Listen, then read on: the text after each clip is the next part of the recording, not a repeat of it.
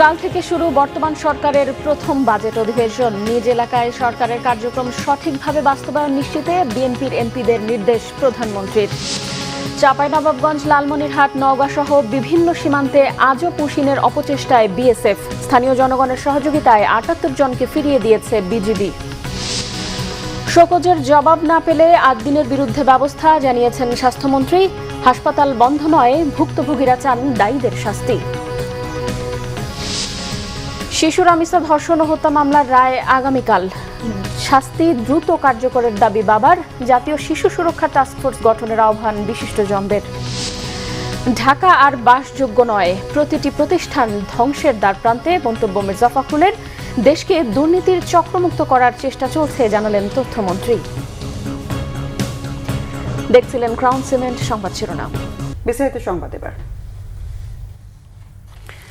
সংসদীয় সভায় ৭ মন্ত্রণালয়ের কার্যক্রম মূল্যায়ন করেছেন প্রধানমন্ত্রী তারেক রহমান। এছাড়া সরকারের নেওয়া বিভিন্ন প্রকল্প ও পদক্ষেপ সঠিকভাবে বাস্তবায়ন হচ্ছে কিনা নিজ নিজ সংসদীয় এলাকার তার খোঁজ নিতে সংসদ সদস্যদের নির্দেশ দিয়েছেন তিনি। নাবিল জাহাঙ্গীরের রিপোর্টে বিস্তারিত। ত্রয়োদশ জাতীয় সংসদের প্রথম বাজেট অধিবেশন শুরুর আগের দিন শনিবার সংসদীয় কমিটির সভা ডাকে বিএনপি। বিকাল ৩টার আগেই সংসদ ভবনে জড়ো হতে থাকেন বিএনপির সংসদ সদস্যরা। সংসদ ভবনের নবম তলায় অনুষ্ঠিত এই বৈঠকের সভাপতিত্ব করেন প্রধানমন্ত্রী ও সংসদ নেতা তারেক রহমান। পরে চিফ হুইপ নুরুল ইসলাম মনির সাংবাদিকদের জানান, ৩০ লাখ কোটি টাকা ঘাটতি নিয়ে যাত্রা শুরু করলেও সব চ্যালেঞ্জ মোকাবেলা করে জনবান্ধব বাজেট দিতে চায় সরকার। তিনি বলেন, ইরান যুদ্ধের কারণে সৃষ্ট সংকটের ফলে তেল ও বিদ্যুতের দাম বাড়াতে বাধ্য হয়েছে সরকার। তবে ৬০% গ্রাহক আগের দামেই বিদ্যুৎ সুবিধা পাবেন। বিভিন্ন জিনিসের দাম বেড়েছে, যেমন আমাদের মেশিনারি ইম্পোর্ট করতে হলে দাম বাড়ে। যেমন সেই মেশিন হলো বিদ্যুতের মেশিন, সেই মেশিন হলো কয়লা, সেই মেশিন হলো এলএনজি, সেই মেশিন হলো তেল। অর্থাৎ সব কিছুতে দাম বাড়ার কারণে সঙ্গত কারণে বিদ্যুতের দাম বাড়াতে হয়েছে। এবং ইরানের যুদ্ধ, এর সাথে আছে গাজার যুদ্ধ। কাজে এই যে সকল মানুষ একটা বিপর্যয় সমগ্র বিশ্বব্যাপী। আমাদের তেলের কথাই বলি, তেল তো আমাদের সৃষ্ট কিছু না, আমরা এই সমস্যা নিয়েই বসেছি গভর্নমেন্টে। তারপর দেখেন অনেক দিন ধরে আমরা যৌক্তিক পর্যায়ে রাখার চেষ্টা করছি। যেদিন তেলের দাম বেড়েছে, পৃথিবীতে যুদ্ধ শুরু হয়েছে, সেই দিন 85টি দেশে 85 কান্ট্রিসে একবারে তেলের দাম বাড়িয়েছে।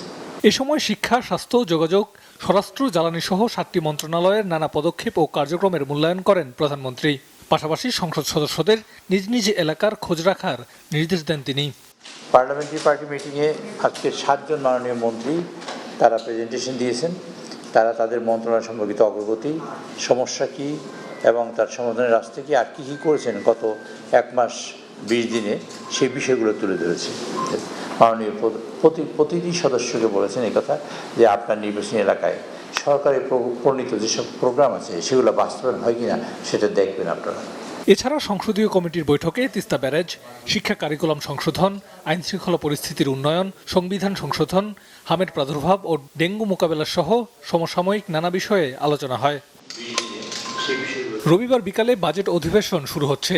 11 জুন সংসদে 2026-27 অর্থ বছরের বাজেট উপস্থাপন করবেন অর্থমন্ত্রী আমির খসরু মাহমুদ চৌধুরী। নাবিল জাহাঙ্গীর, বাংলা ভিশন, ঢাকা।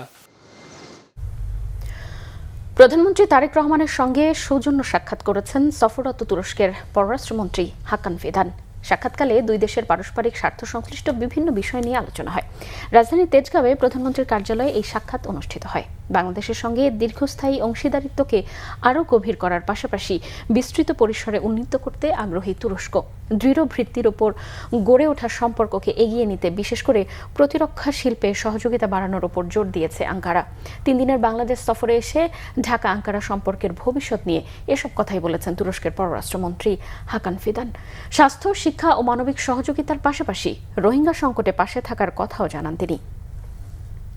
প্রধানমন্ত্রী তারেক রহমান এবং তার সরকারকে সহায়তা করার জন্য সবার প্রতি আহ্বান জানিয়েছেন ইরানের রাষ্ট্রদূত জালিল রাহিম জাহানাবাদী। সবাই সহায়তা করলে বাংলাদেশ পুনর্গঠিত হবে বলে মন্তব্য করেন তিনি। বাংলাদেশ ইরান যুদ্ধের প্রভাব নিয়ে আয়োজিত সেমিনারে এই আহ্বান জানান ইরানের রাষ্ট্রদূত। তিনি বলেন, তারেক রহমানের হাতে মুসা নবীর লাঠি নেই যে সেই লাঠি দিয়ে আঘাত করলে সব সমস্যার সমাধান হয়ে যাবে। তারেক রহমানের সরকারকে সহায়তা করতে পার্লামেন্ট সহ সবাইকে আহ্বান জানান জালিল রাহিম জাহানাবাদী। হরমুজ প্রণালীতে আটকে থাকা বাংলাদেশের জাহাজ ছাড়াতে কূটনৈতিক তৎপরতা অব্যাহত আছে বলেও জানান তিনি। বাংলাদেশের জাহাজ যাতে সেখানে সহজে চলাচল করতে পারে সেজন্য ইরান সরকারকে জোর দিয়ে বলেছেন বলে জানান দেশটির রাষ্ট্রদূত। তিনি হুঁশিয়ারি দেন, ইরান পরাজিত হলে আমেরিকা, ইসরায়েল, পরবর্তীতে তুরস্ক, পাকিস্তান ও মিশর সহ অন্যান্য মুসলিম দেশ আক্রমণ করবে। সেমিনারে সাবেক উপদেষ্টা অবসরপ্রাপ্ত ব্রিগেডিয়ার জেনারেল শাখাওয়াত হোসেন সহ অন্যান্য বক্তারা বক্তব্য রাখেন। স্থানীয় জনগণের সহযোগিতায় বাংলাদেশ বর্ডার গার্ড বিজিবির কঠোর অবস্থানের কারণে লালমনিরহাট, চাঁপাইনবাবগঞ্জ ও নওগাঁ সীমান্তের শূন্যরেখা থেকে মোট ৭৮ জনকে ভারতের অভ্যন্তরে ফিরিয়ে নিয়েছে বিএসএফ। অন্যদিকে পঞ্চগড় সীমান্তের শূন্যরেখায় এখনও অবস্থান করছে নারী ও শিশুসহ ১০ জন। এর মধ্যে ঠাকুরগাঁওয়ের হরিপুর সীমান্ত দিয়ে ১১, মেহেরপুর সীমান্ত দিয়ে ৬ জন এবং হিলি দিয়ে ৫ জনকে পুশিনের চেষ্টা করেছে বিএসএফ। বিভিন্ন সীমান্তে সতর্ক অবস্থানে রয়েছে বিজিবি আর স্থানীয় জনগণ। প্রতিনিধিদের পাঠানো তথ্য ও ছবিতে আরও বিস্তারিত জানাচ্ছেন সিরাজুম মনির শুভ।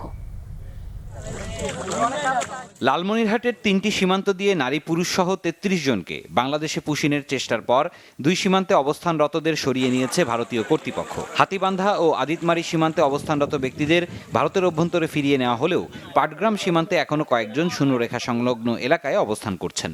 এ অবস্থায় পুরো সীমান্ত জুড়ে সর্বোচ্চ সতর্ক অবস্থানে রয়েছে বর্ডার গার্ড বাংলাদেশ। চাঁপাইনবাবগঞ্জের গোমস্তাপুরের বাঙাবাড়ি সীমান্ত দিয়ে পুশিনের চেষ্টা করা ২৮ জনকেও ভারতের অভ্যন্তরে ফিরিয়ে নেওয়া হয়েছে বলে জানিয়েছে বিজিবি। পরিস্থিতির গুরুত্ব বিবেচনায় সীমান্তে যে কোনো ধরনের অবৈধ অনুপ্রবেশ বা পুশিনের চেষ্টা প্রতিহত করতে বিজিবি সর্বোচ্চ সতর্ক অবস্থানে রয়েছে বলেও জানানো হয়েছে। এছাড়াও নওগাঁর সাপাহার সীমান্ত এলাকায় নারী, পুরুষ, শিশুসহ ১৭ জনকে বাংলাদেশে পুশিনের চেষ্টা ব্যর্থ হয়েছে। সীমান্তে বিজিবির কঠোর অবস্থানের কারণে ভারতীয় সীমান্তরক্ষী বাহিনী তাদের ফিরিয়ে নিতে বাধ্য হয়েছে। শনিবার রাত ১টার দিকে বিএসএফ সদস্যরা ওই ১৭ জনকে ভারতের অভ্যন্তরে ফিরিয়ে নিয়ে যায়।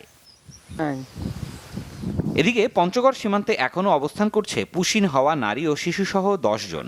শুক্রবার ভোররাত থেকে সদর উপজেলার বড়বাড়ি সীমান্তের নো ম্যানস ল্যান্ডে অবস্থান করছে তারা। পুশিন হওয়াদের মধ্যে ৩ শিশু, ২ নারী ও ৫ জন পুরুষ রয়েছেন।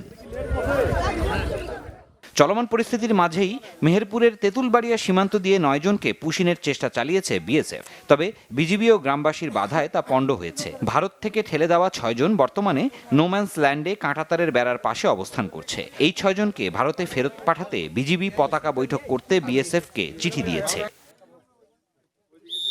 পুশিনের চেষ্টা হয়েছে হিলি সীমান্তেও। ভারতীয় ৫ জন নাগরিককে ঠেলে পাঠানোর চেষ্টা করেছে বিএসএফ, তবে রুখে দিয়েছে বিজিবি। শনিবার ভোরে ঘাসুরিয়া সীমান্তে এ ঘটনা ঘটে, নিশ্চিত করেছে জয়পুরহাট ২০ বিজিবি। এ সীমান্তে অবৈধ পুশিন ঠেকাতে বিজিবির পাশাপাশি আনসার বাহিনীর সদস্যরাও কাজ করছেন। সিরাজুম মনির শুভ, বাংলা ভিশন নিউজ ডেস্ক। ৬ নবজাতকের মৃত্যুর ঘটনায় দেয়া শোকজের জবাব না পেলে আইন অনুযায়ী আদ্দিন হাসপাতালের বিরুদ্ধে ব্যবস্থা নেওয়া হবে, জানিয়েছেন স্বাস্থ্যমন্ত্রী সরদার মোহাম্মদ শাখাওয়াত হোসেন। দুপুরে নিজ বাসভবনে সাংবাদিকদের কথা জানান তিনি। আদ্দিন হাসপাতালের সার্বিক পরিস্থিতি নিয়ে প্রধানমন্ত্রী অবহিত রয়েছেন বলেও জানান স্বাস্থ্যমন্ত্রী। এ সময় মন্ত্রী বলেন, রাজুক, পরিবেশ অধিদপ্তর এবং ফায়ার সার্ভিস যার যার অবস্থান থেকে আদ্দিন হাসপাতালের বিষয়ে ব্যবস্থা নেবে।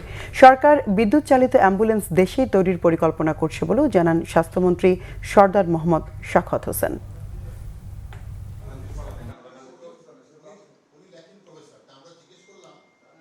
আমরা আইনানুগভাবে সকল দিক বিবেচনা করে গতকাল বিকালে তাদের অফিসে আমরা নোটিশটা নিয়েছি এবং তাদের হাতেও নোটিশ পৌঁছিয়েছি। আগামীকাল রবিবার বিকালের মধ্যে এরা উত্তর দিতে হবে কেন তাদের লাইসেন্স বাতিল করা হবে না। আমরা যদি সেই উত্তরে তাদের সন্তুষ্টজনক না হই, আমরা আইনানুগভাবে যতটুকুন পর্যন্ত যাওয়া দরকার আমরা ততটুকুন পর্যন্ত শাস্তির বিধান জনস্বার্থে, মানুষের জীবনের স্বার্থে আমরা নিশ্চিত করব।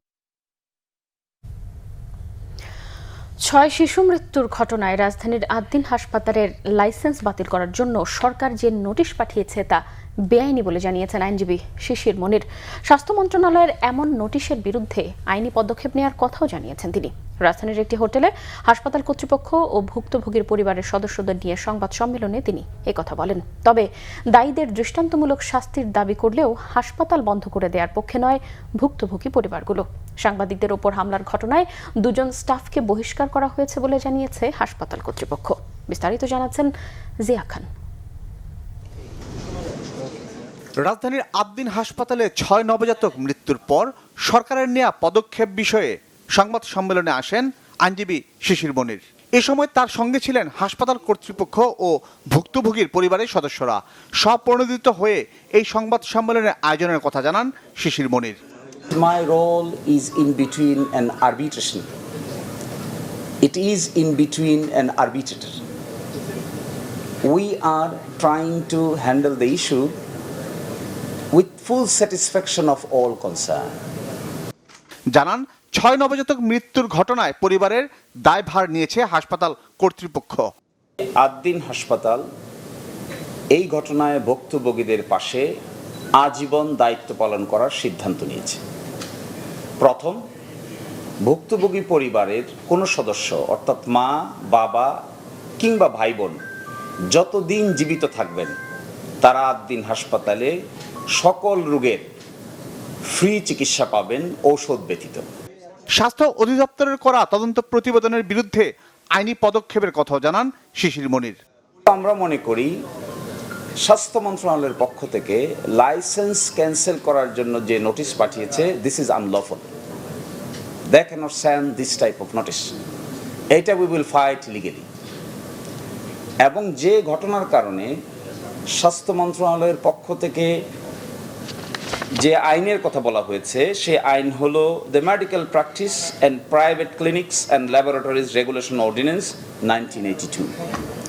এই অর্ডিন্যান্সের আলোকে যে কারণে একটা হাসপাতালের লাইসেন্স ক্যান্সেল করা যায়, এই ধরনের কোনো কারণ এখানে বিদ্যমান নাই। হাসপাতালটির ব্যাপারে নিজেদের অবস্থানের কথা জানান ভুক্তভোগী পরিবারের সদস্যরা। একটা অনাকাঙ্ক্ষিত ঘটনা ঘটছে, এটাতে তো আসলে এটার কাভারেজ কখনো আদ্দিন কর্তৃপক্ষ দিতে পারবে না, আর আর মানে আমরাও সান্ত্বনা পাবো না, ঠিক আছে, কেউ দিতে পারবে না। তবে আমরা যেটা চাই, আদ্দিন কর্তৃপক্ষের যে সার্ভিস, তারা যেভাবে মানে এই সার্ভিসটা দিচ্ছে, এটা যেন অব্যাহত থাকে। সাংবাদিক মারধরের ঘটনায় দুঃখ প্রকাশ করে হাসপাতাল কর্তৃপক্ষ। যে ব্যবহারটি করেছে যেটা অ্যাকসেপ্টেড না, will that satisfy you? Anyway, আমরা দুজন স্টাফকে সাসপেন্ড করেছি অলরেডি। জিয়া খান, বাংলা ভিশন, ঢাকা। বিচারের পাশাপাশি রায়ও দ্রুত কার্যকরের দাবি জানিয়েছেন শিশু রামিসার বাবা। রাজধানীতে অনুষ্ঠিত এক গোলটেবিল বৈঠক অনুষ্ঠানে অংশ নিয়ে এই দাবি জানান তিনি। দেশে শিশু নির্যাতন ও সহিংসতার ঘটনা বাড়ছে উদ্বেগজনক হারে। এমন পরিস্থিতিতে শিশু সুরক্ষা নিশ্চিতের পাশাপাশি নির্যাতন প্রতিরোধে সমন্বিত উদ্যোগেরও আহ্বান জানান পেশাজীবীরা। শিশুদের সুরক্ষায় সব শ্রেণী পেশার মানুষকে সম্পৃক্ত করে একটি জাতীয় শিশু সুরক্ষার টাস্কফোর্স গঠনেরও আহ্বান জানান জাতীয় সংসদের ডেপুটি স্পিকার। শুভ মাহফুজের রিপোর্ট। আমি তো রামিসের বাবা হয়ে থাকতে চাইনি, একজন ধর্ষিতার বাবা হয়ে থাকতে চাইনি। আমি তো আব্দুল হান্নান মোল্লা হয়ে রামিসের গর্বিত পিতা হয়ে থাকতে চেয়েছি। শিশু রামিসের ধর্ষণ হত্যা মামলার রায় ঘোষণার আগের দিন শিশু নির্যাতন ও করণীয় শীর্ষক গোলটেবিল বৈঠকে এভাবেই কান্নায় ভেঙে পড়েন রামিসের বাবা। দাবি জানান বিচারের পাশাপাশি রায়ও যেন দ্রুত কার্যকর হয়। আমি আশা করি কালকে যে রায় হবে, সে রায় বাংলাদেশের একটা ইতিহাস গড়বে এবং সর্বোচ্চ একটা রায় আমি বাবা হিসেবে প্রত্যাশা করছি। আলোচনায় তথ্য প্রকাশ করা হয়, দেশে প্রতি 10 জন শিশুর মধ্যে 9 জনই শিকার হয় শারীরিক কিংবা মানসিক নির্যাতনের। একই সাথে উঠে আসে নারী নির্যাতনের ঘটনাগুলো। এ সময় বক্তারা বলেন, মাদকসহ সমাজের কয়েকটি বড় ব্যাধি নির্মূল করতে পারলে শিশু নির্যাতনের ঘটনাগুলো উল্লেখযোগ্যভাবে কমে আসবে। মোট শিশুর নির্যাতনের একটি বড় অংশ জুড়েই যৌন নিপীড়ন এবং সহিংসতার শিকার হচ্ছে। সবচেয়ে আশঙ্কার বিষয় হচ্ছে, বেশিরভাগ ক্ষেত্রে পরিচিত বা নিকট আত্মীয় দ্বারাই শিশুরা বেশি নিগৃহের শিকার হচ্ছে। বৈঠকে সমাজ কল্যাণ প্রতিমন্ত্রী বলেন, নারী ও শিশু নির্যাতন বা শিশু হত্যার ঘটনা কমাতে শিক্ষা প্রতিষ্ঠান এবং সমাজকে একসঙ্গে কাজ করতে হবে। আর জাতীয় সংসদের ডেপুটি স্পিকারের মতে সমন্বিত উদ্যোগ নিলে শিশুদের জন্য নিরাপদ বাংলাদেশ গড়া সম্ভব। অনতি বিলম্বে একটা টাস্ক ফোর্স গঠন করতে পারেন, করে সমাজের সর্বস্তরের মানুষকে, অর্থাৎ যারা লিডিং পজিশনে আছেন, তাদেরকে ডেকে অভিমত নিয়ে একটা national commission for child protection করা যেতে পারে। আর রামিসা কবরে চলে গেছে, কিন্তু যে যার কালকে ফাঁসির আদেশ হবে অথবা যাবজ্জীবন অথবা যেটাই হোক না কেন, সেটা তো আপনার সন্তান, সে দায় তো আপনার ঘাড়ে নিতে হবে। সরকার কি নিচ্ছে সেই দায়? নিচ্ছে না, সরকার কিন্তু নেবে না। সো সবাই অ্যাওয়ার্ড হই, সবাই একটু সচেতন হই, আদারওয়াইজ এই সোসাইটিকে রক্ষা করা আমাদের কারো পক্ষে সম্ভব হবে না। আমরা গভর্নমেন্ট 24 ঘন্টা অ্যাকাউন্টেবল হতে রাজি আছি, বসে আছি হওয়ার জন্য। আমরা চাই একটা রেভলিউশন, সেই রেভলিউশন করার জন্য সকলের সহযোগিতা প্রয়োজন। কঠোর আইন প্রয়োগের পাশাপাশি পরিবার, সমাজ ও রাষ্ট্রের সমন্বিত উদ্যোগ বাস্তবায়নের মাধ্যমে শিশুদের জন্য আরও নিরাপদ পরিবেশ নিশ্চিত করা সম্ভব বলে মনে করেন বক্তারা। সেখানে শেষ না হয়ে যায় এবং সেটি যেন রেগুলার ফলো আপ হয়। শুভ মাহফুজ, বাংলা ভিশন, ঢাকা। ঢাকাকে বাসযোগ্য মনে করেন না বিএনপির মহাসচিব ও এলজিআরডি মন্ত্রী মির্জা ফখরুল ইসলাম আলমগীর। তিনি বলেন, এই শহরের নিঃশ্বাস নেওয়ার অবস্থা নেই, প্রত্যেকটি প্রতিষ্ঠান ধ্বংসের দ্বারপ্রান্তে। এই অবস্থা থেকে বের হতে না পারলে বসবাস করতে পারবে না কেউই। কাঠামোগত পরিকল্পনাগুলোকে বাস্তবায়নের তাগিদ দেন এলজিআরডি মন্ত্রী। ঢাকা দক্ষিণ সিটি কর্পোরেশনের নতুন উদ্যোগ দক্ষিণের জানালার উদ্বোধনীতে এসব কথা বলেন বিএনপির মহাসচিব। তিনি জানান, বর্তমান সরকার এমন একটি শহর গড়ে তুলতে চায় যাতে নাগরিকরা সব সুযোগ সুবিধা পায়। জলাবদ্ধতা দূর করতে প্রয়োজনীয় ব্যবস্থা নেওয়া, পানি বিশুদ্ধ করা, যে কোনো দুর্যোগের পর জরুরি উদ্ধার তৎপরতা, বুড়িগঙ্গা, তুরাগ সহ ঢাকার চারপাশের নদীগুলো ড্রেজিং করা সহ নাগরিক সব সুবিধা বাড়ানোর কথাও বলেন স্থানীয় সরকার মন্ত্রী। 63 সাল থেকে কলেজে পড়াশোনা, ঢাকা কলেজে পড়তে এসেছি। তখন যে ঢাকা শহর ছিল, সেই ঢাকা শহর আর এখন সে ঢাকা শহরে আকার আসার পদার্থবাদ স্বাভাবিক। মানুষ বেড়েছে, নগরায়ন বেড়েছে, সবকিছু বাড়বে, কিন্তু পরিকল্পিতভাবে কিছু হয় না। আপনার ড্রেনেজ নেই বললেই চলে। ড্রেনেজ যেগুলো তৈরি করা হয় হাজার হাজার কোটি টাকা ব্যয় করে, সেই ড্রেনেজগুলোতে পানি নির্গমন হয় না। এইটা প্রবলেমস। এইগুলো আমাদের প্রশাসক সাহেব এসছেন, এরপর ইলেকশন তো হবেই, কারণ সিটি কর্পোরেশন ইলেকশন হতে হবে। যারা দায়িত্বে আসবেন তারাও এই বিষয়গুলোকে সিরিয়াসলি দেখবেন। আমি এইটুকু বলতে পারি যে আমাদের মন্ত্রণালয় থেকে আমরা এটাকে অত্যন্ত গুরুত্বের সঙ্গে আমরা দেখতে চাই। দুর্নীতির চক্র থেকে দেশকে বের করে আনার পাশাপাশি রাষ্ট্র পরিচালনায় স্বচ্ছতা প্রতিষ্ঠায় কাজ করছে সরকার, জানিয়েছেন তথ্য ও সম্প্রচার মন্ত্রী জহিরুদ্দিন স্বপন। এদিকে প্রধানমন্ত্রীর তথ্য ও সম্প্রচার উপদেষ্টা ডাক্তার জায়েদুর রহমান বলেন, 0 থেকে 75 ইউনিট পর্যন্ত বিদ্যুৎ ব্যবহারকারী গ্রাহকদের ক্ষেত্রে বিদ্যুতের দাম বাড়ানো হবে না। আরিফিন শাওনের রিপোর্ট।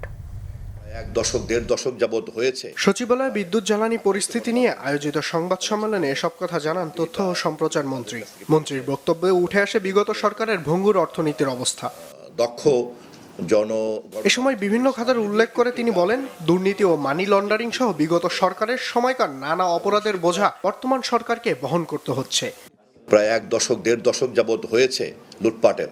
আপনারাই তো গণমাধ্যম ছিলেন এবং সেখানে জবাবদিহিতা কতটুকু তাদের কাছ থেকে পেয়েছেন, এবং আপনাদের মতো এরকম দক্ষ গণমাধ্যমের সামনে দিয়েই কিন্তু এই কাজগুলি ঘটেছে। আজকে যে বিদ্যুৎ পরিস্থিতির পরে দাঁড়িয়ে আছি, এবং নিশ্চয়ই আপনারা নিশ্চয়ই বোঝেন যে এত দীর্ঘ দুর্নীতির যে একটা চক্র, বিশেষ করে বিদ্যুৎ এবং জ্বালানিকে ঘিরে, আবার সেখান থেকে বের হয়ে আসাটা কি পরিমাণ সময় লাগতে পারে আপনারা নিশ্চয়ই বোঝেন। প্রধানমন্ত্রীর তথ্য সম্প্রচার উপদেষ্টা ডাক্তার জাহেদুর রহমান বলেন, বিদ্যুতের দাম বাড়ানোর ক্ষেত্রে সরকারের সিদ্ধান্ত অনুযায়ী প্রায় 65% গ্রাহকের ক্ষেত্রে কোনো দাম বাড়বে না। কথা হচ্ছে আমাদের দেশে জ্বালানি, আপনারা খেয়াল করেছেন আমরা অফশোর মানে গ্যাস উত্তোলনের জন্য অলরেডি কাজ শুরু করেছি, আমাদের অনশোর যা আছে সেটা করব। একটা কথা মনে রাখতে হবে, পৃথিবীর জ্বালানি আমরা যদি নিজের উপরে মোরলেস ডিপেন্ডেন্ট হয়ে পড়তে না পারি, যদি না পারি সেটা করতে, আমাদের জ্বালানি নিরাপত্তায় ঝুঁকি আছে। এদিকে সকালে রাজধানীর গুলশানে Bangladesh agro industry media award 2025 অনুষ্ঠানে দেশের অর্থনীতিকে এগিয়ে নিতে কৃষি খাতকে সরকার গুরুত্বের সাথে দেখছে বলেও জানান তথ্য ও সম্প্রচার মন্ত্রী জহিরুদ্দিন স্বপন। অনুষ্ঠানে 7 জন সাংবাদিক সহ বিজয়ীদের মাঝে পুরস্কার তুলে দেন তথ্যমন্ত্রী। আরিফিন শাওন, বাংলা ভিশন, ঢাকা। পুঁজিবাজারে কোম্পানির তালিকাভুক্তিতে শুল্ক সুবিধা সহ এবার ঢাকা ও চট্টগ্রাম স্টক এক্সচেঞ্জ সমসংখ্যক 7টি করে প্রস্তাবনা দিয়েছে। আর প্রায় 1.5 যুগ পর ক্ষমতায় আসা বিএনপি সরকারের কাছে পুঁজিবাজারের জন্য ভালো কিছু চান বিনিয়োগকারীরা। গোলাম ময়নুল হাসানের রিপোর্ট। প্রতি অর্থ বছর বাজেটের আগে ঢাকা ও চট্টগ্রাম স্টক এক্সচেঞ্জ ছাড়াও শেয়ার বাজার সংশ্লিষ্ট এনবিআর কাছে কিছু প্রস্তাবনা দেওয়া রেওয়াজের মতো। এর কিছু বাজেটে প্রতিফলন হলেও বাজারের চেহারার তেমন পরিবর্তন হয়নি। আর শেয়ার বাজারে বড় কোনো ধস হলে 2-1 বছরের মধ্যে আবার ঘুরে দাঁড়ানোর ঘটনা দেশে দেশে রয়েছে। কিন্তু বাংলাদেশের 2011 সাল থেকে দীর্ঘ 15 বছরের শেয়ার বাজার ঘুরে দাঁড়ায়নি। পরিবর্তিত বাংলাদেশে এবার কি শেয়ার বাজার ঘুরে দাঁড়াবে তা দেখার অপেক্ষায় সংশ্লিষ্টরা। আমরা সবসময় বোঝানোর চেষ্টা করতেছি যে দেশের ইকোনমির বাইরে আপনি আসলে রাখতে পারবেন না পুঁজিবাজারকে। এখন এটা সরকারকে অনুধাবন করতে হবে। সরকার আসলে প্রকৃতপক্ষে এই অনুধাবনটা এখন পর্যন্ত করেন নাই। আমরা এবারই পেয়েছি একমাত্র অর্থমন্ত্রী যিনি পুঁজিবাজারের মানুষ। হয়তো এখন একটা চেঞ্জ আসতে পারে আশা করি, যদি উনি ওনার এনবিআরকে যদি কোনোভাবে বোঝাতে পারেন। বিনিয়োগকারী হয়তো হাউতাশ করতেছে, তারা কোনোটাই they don't see any light at the end of the tunnel. Overall capital market রিহলিং করতে হবে, সেটা অর্থমন্ত্রী মহোদয় সেদিন বলেছেন, উনি সবার সামনে বলেছেন। রিস্ট্রাকচারিং করতে হবে এবং এটাকে ব্রড বেসড করতে হবে, এটাকে পার্টিসিপেটরি করতে হবে। বাজারে ভালো কোম্পানির তালিকাভুক্তিতেই সর্বোচ্চ গুরুত্ব দিচ্ছেন বিশ্লেষক ও বাজার সংশ্লিষ্টরা। একটা কোম্পানি নতুন আনেন মাল্টিন্যাশনাল থেকে, একটা লোকাল কোম্পানি সরকারি ওনারশিপ থেকে আনেন, শুরু করেন, তারপর বাকিটা চলতে থাকবে। এখন তো কোনোটাই হাঁটতেছে না। সরকার অবশ্যই সময় চাইছে, সময় নিচ্ছে, সময় দেওয়াই হচ্ছে। আমাদের বিনিয়োগকারীদেরকে একটু ধৈর্য ধারণ করতে, উইদাউট নিউ লিস্টিং কিচ্ছু হবে না এখানে। সেটা সোর্সটা কি?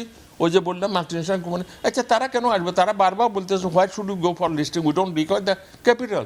এখানে তাদেরকে জোর করে তো আর আনা যায় না, তাদেরকে ইনসেন্টিভ দিতে অসুবিধাটা কি? কিন্তু এনবিআর ওইভাবে চিন্তা করবে না, এটা তাদের কাজ না। চিন্তাটা করতে হবে সরকারকে। আমরা কি করেছে কি না করেছে সেটার চাইতে আমরা সামনে এগিয়ে যেতে চাই।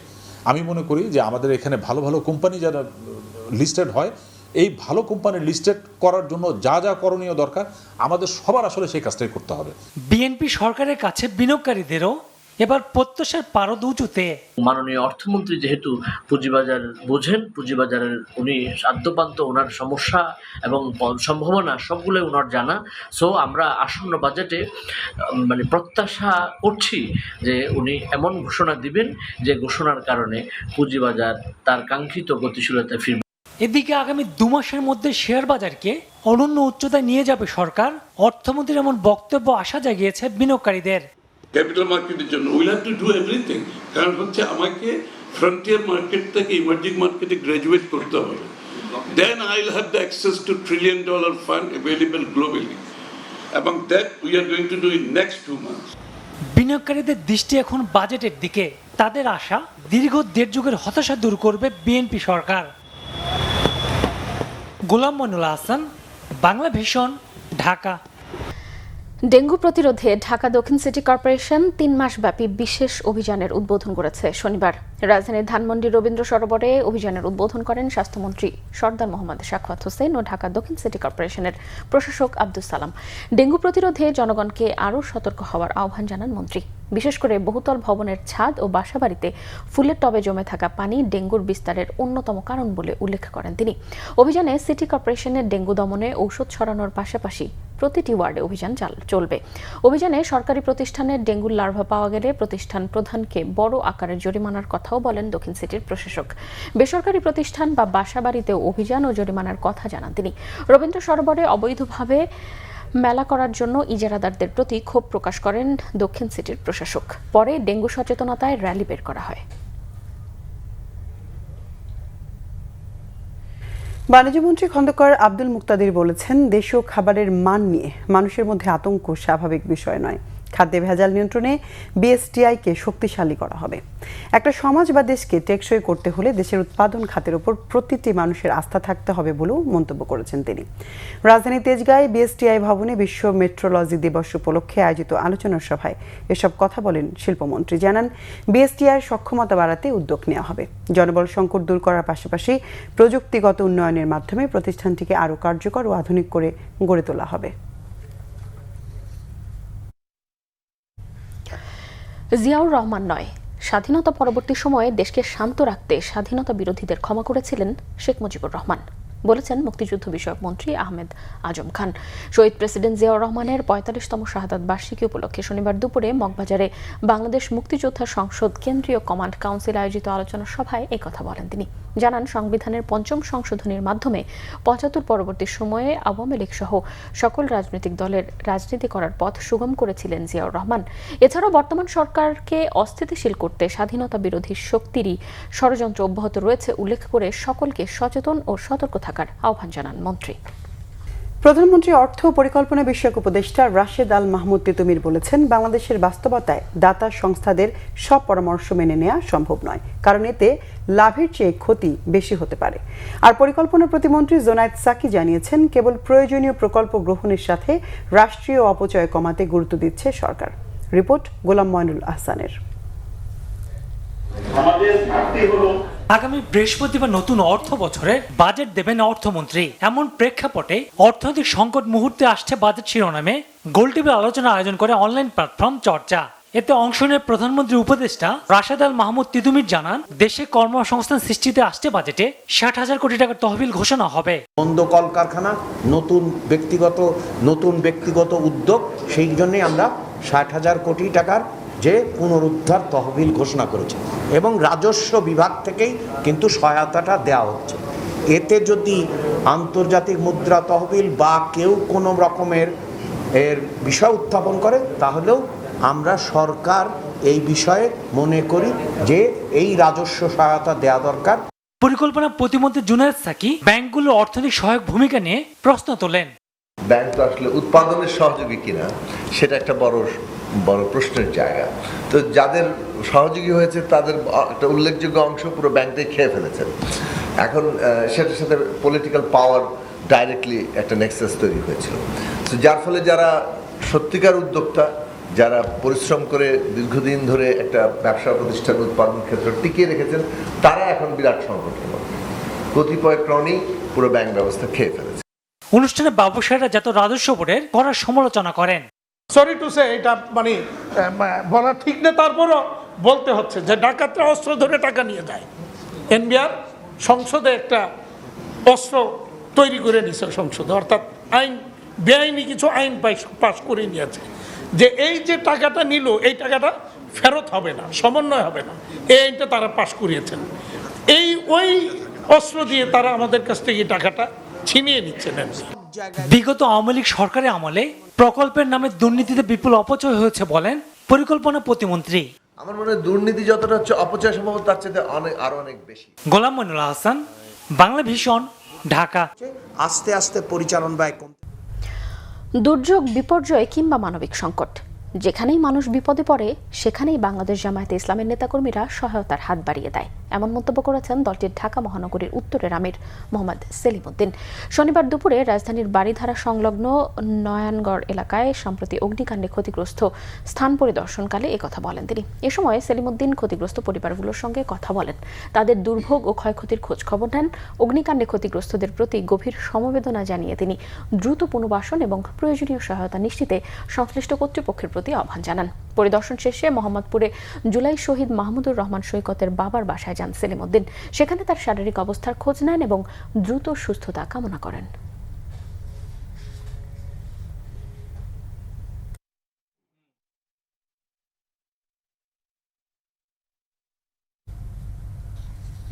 এবার আরো কিছু খবর নিয়ে একটি ডেস্ক রিপোর্ট দেখুন।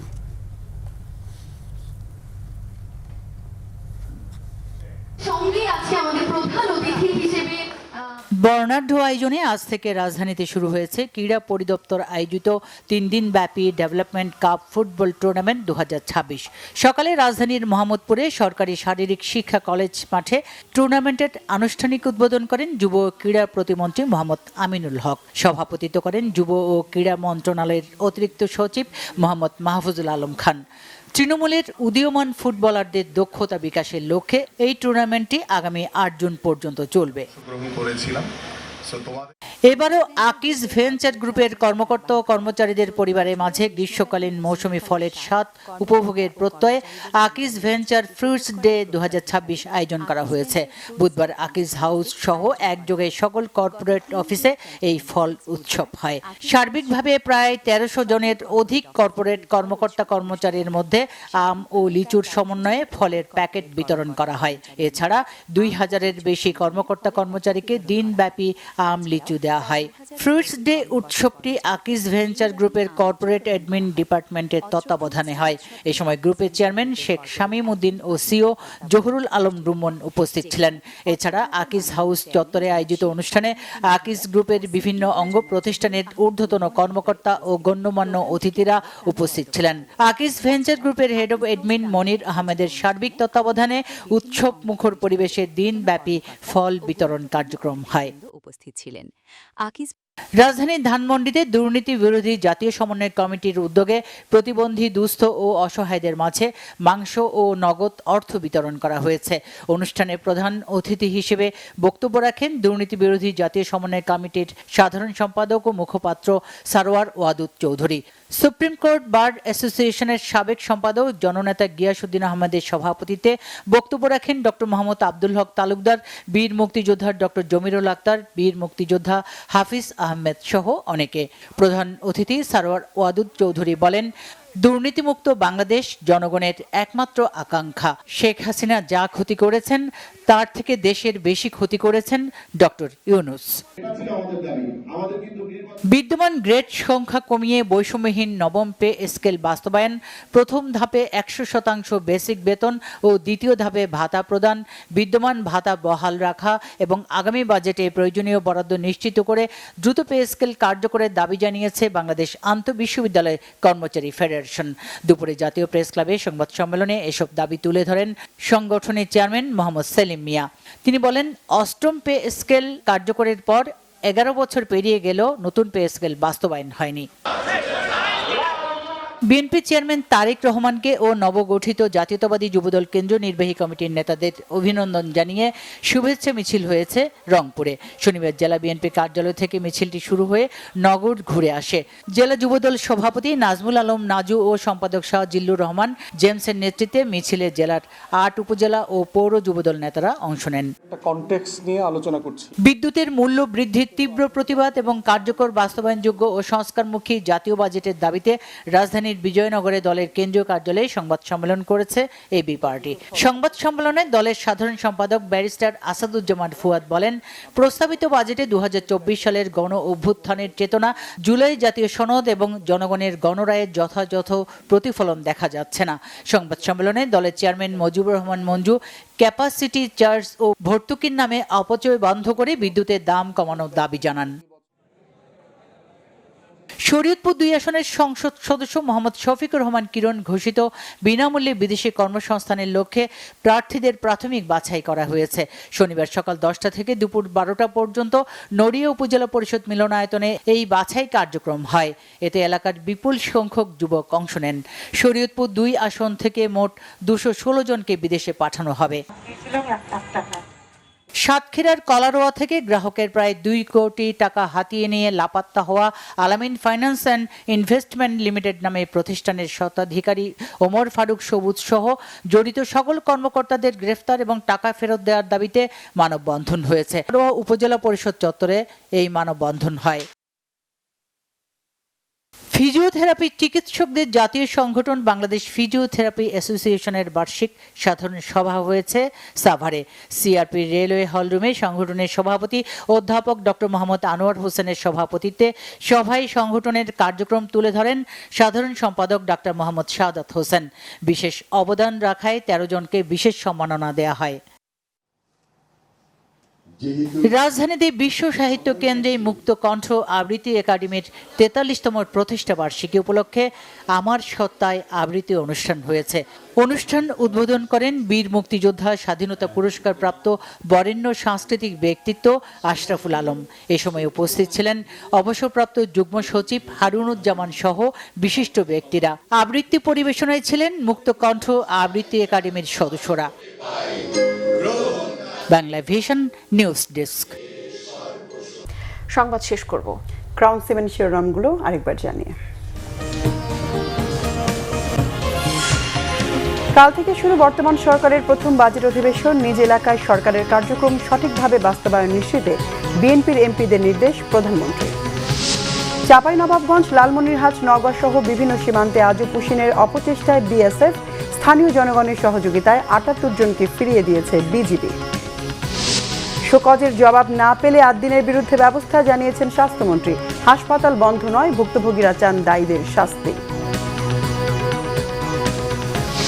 শিশু রামিসা ধর্ষণ ও হত্যা মামলার রায় আগামীকাল, শাস্তি দ্রুত কার্যকরের দাবি বাবার। জাতীয় শিশু সুরক্ষা টাস্কফোর্স গঠনের আহ্বান বিশিষ্টজনদের। ঢাকার বাসযোগ্য নয় প্রতিটি প্রতিষ্ঠান ধ্বংসের দ্বারপ্রান্তে, মন্তব্য মির্জা ফখরুলের। দেশকে দুর্নীতির চক্রমুক্ত করার চেষ্টা চলছে, জানালেন তথ্যমন্ত্রী। দর্শক, ছিল এখনকার মতো। পরবর্তী সংবাদ রাত 1টায় দেখার আমন্ত্রণ রইল। এছাড়াও বাংলাভিশন সংবাদ ও সংবাদ সংশ্লিষ্ট অনুষ্ঠান দেখতে ভিজিট করুন www.bbnews24.com ও facebook.com/বাংলাভিশননিউজে এবং সাবস্ক্রাইব করুন youtube.com/বাংলাভিশননিউজে। এতক্ষণ সঙ্গে থাকায় ধন্যবাদ সবাইকে। শুভরাত্রি।